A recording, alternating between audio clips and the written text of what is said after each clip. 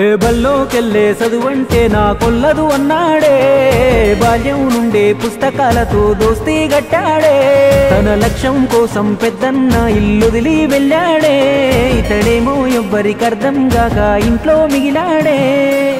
గుండెల్లో పొంగుతున్న ఎన్నెన్నో భావాలు జనంతోటి పంచుకోవాలనుకున్నాడే, అన్నయ్య అండతోటి వెండి తెరనాడు వేసి తమ్ముడిగా సొంత జెండ ఎగరేశాడే, మధ్య తరగతి యువతకు అద్దమయ్యి నిలిచినాడే. చెగువేరాలోని చైతన్యం తన చేతల్లో ఉన్నా, తెల్ల దుస్తుల్లో గాంధీజీలా ఎంత చల్లని నవ్వోడే, అడ్డదారులు తొక్కి అందల మెక్కే పద్ధతి వద్దంటూ 100 ఓటములైనా సిద్ధం అంటూ నీతికి నిలిచాడే.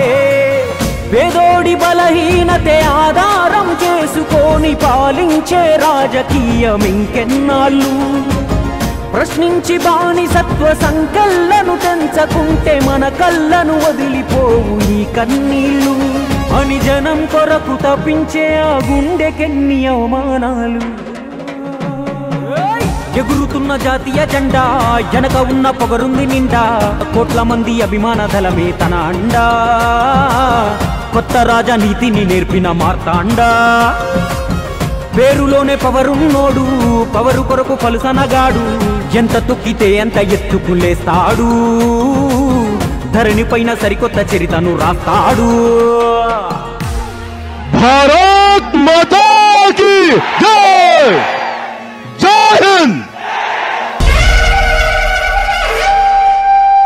ఓటమి అంటే ఆటకు ముగింపు కాదు, అదే ఆటకు కొనసాగింపు. అందుకే అనుకున్నది అయ్యేదాకా ఈ ప్రయాణం కొనసాగుతూనే ఉంటుంది.